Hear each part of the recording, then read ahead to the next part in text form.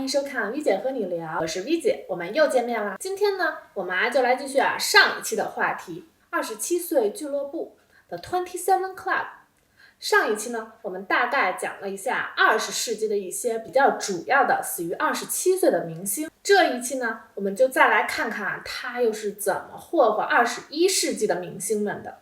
之后呢，让我们一起来探索一下他背后的秘密。近几年最为出名的死于27岁的音乐家，莫过于众所周知的灵魂女低音艾米·怀恩豪斯。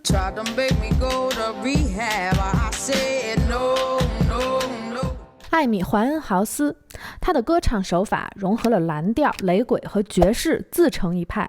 2008年，在第50届格莱美颁奖典礼上，她稳坐 C 位。Amy Winehouse。凭借06年的专辑 Back to Black 狂揽5项大奖，成为了一次拥有最多格莱美奖项的女艺人。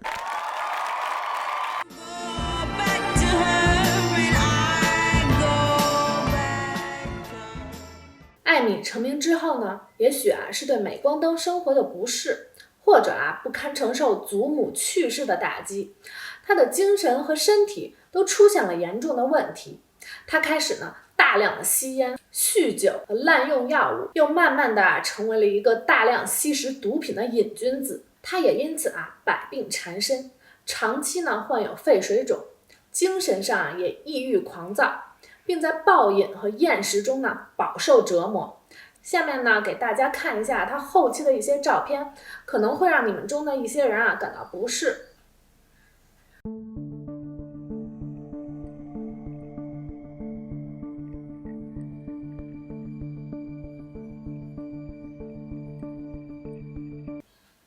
从这些照片我们可以看出来，艾米长期承受着极端健康问题带来了巨大的压力。在此期间她还多次因暴力倾向呢被警方传唤。人们呢在各种各样的报道中发现艾米的行为日渐怪异并不受控制。2011年左右，她的身体状况急转直下。7月末的一天，她深度酒精中毒，被保镖发现独自死在了公寓内，身边呢还躺着2大1小伏特加的空酒瓶。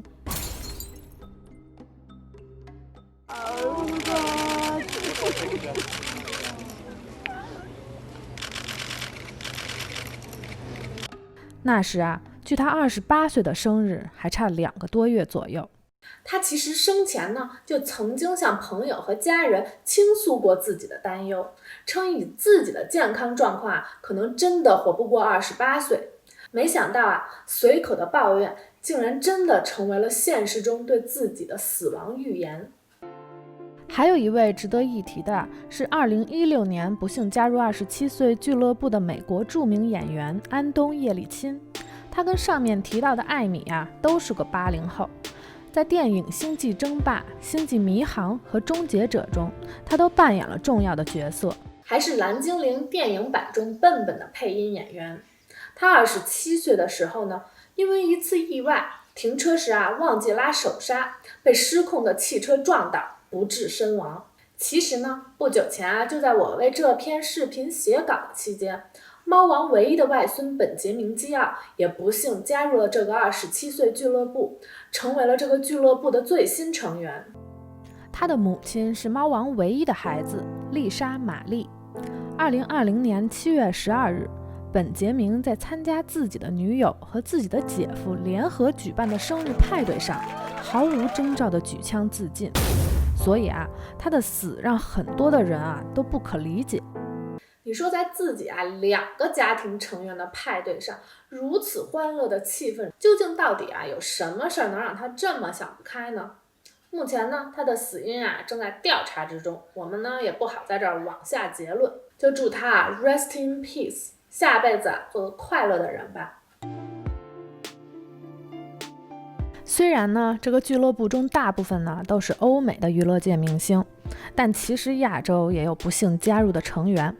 比如说，在27岁自杀身亡的韩国演员车仁和，他的代表作有电视剧《有瑕疵的人们》，还有90年代初中国的小品相声艺术家洛桑。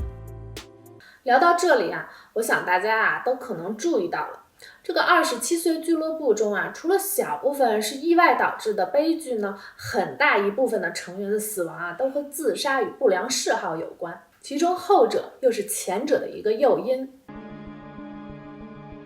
长期滥用药物、吸毒和酗酒被人们公认为造成众多年轻艺术家早逝的最主要的元凶，没有之一。其实啊，在做这期节目的期间啊，我也去做了一些功课。上大学的时候呢，都没有这么努力过。下面呢，我想结合呢查到的一些资料，和大家呀来分析分析，说一下呢我认为啊比较有说服力的观点。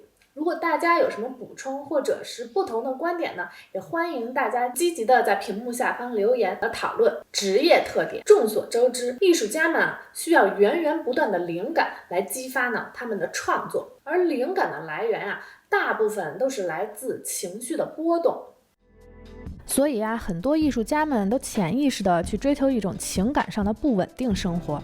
举个简单的例子啊，就是频繁的换对象，从分手和热恋中得到那种大起大落的情感波动，从而呢可以刺激创作。而这样的生活呢，也是一把双刃剑，也很容易成为抑郁情绪的来源。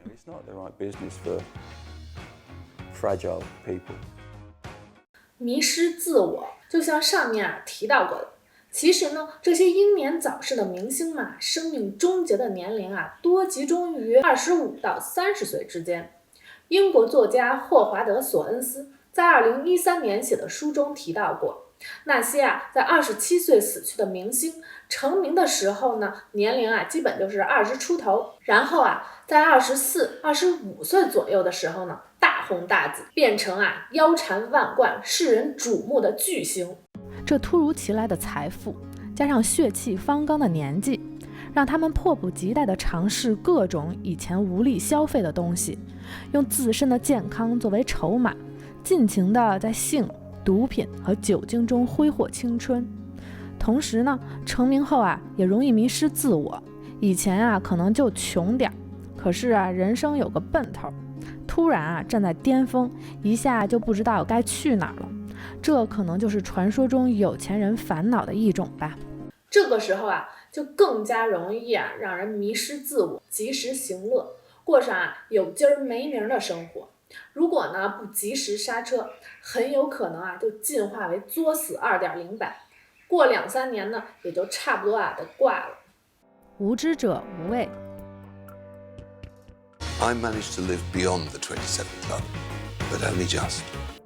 在纪录片《27岁英年早逝》中采访了一些早期的流行音乐家们，现在的他们用过来人的眼光看那过去，无一不庆幸躲过了死神的魔爪。60年代末到90年代初是毒品发展最迅速的年代。So far this year, almost 200 people died of overdoses of heroin. 吃饱穿暖后的年轻人有了更丰富的精神世界，他们不再保守，愿意尝试各种各样的新鲜事物。那时的毒品是个新鲜玩意儿。一位受访者称，刚开始是没有多少人知道毒品的危害的，直到有一天你的家人、朋友或者认识的人开始因为吸食毒品陆续的病倒或者死去，这时候你才会恍然大悟，原来这些昂贵的粉末是致命的。 America's public enemy number one in the United States is drug abuse. 因为吸毒过量去世的27岁俱乐部的成员詹尼斯·乔普林就在生前呢和他的朋友提到过，他认为毒品并不会让自己上瘾，对自己的健康呢也好像没有什么太大的影响。到这里大家可能会认为呢，这并没有解释为什么就非得是27岁呢？怎么就不能是26，不能是28呢？以下这2点呢，可能就可以在一定程度上呢解释这个疑惑了。偶像崇拜。美国历史学家、作家希勒尔·施瓦茨1996年的著作《文化的复制性》中提到过，人们在潜意识中呢，会刻意的去模仿偶像做的事情，比如现在我们喜欢去网红打卡的地方拍照，穿明星同款，喝周杰伦喜欢的奶茶，这些看似平常的事情啊，其实都是文化的传播性和复制性。其实明星们啊也不例外，他们呢也有自己的偶像。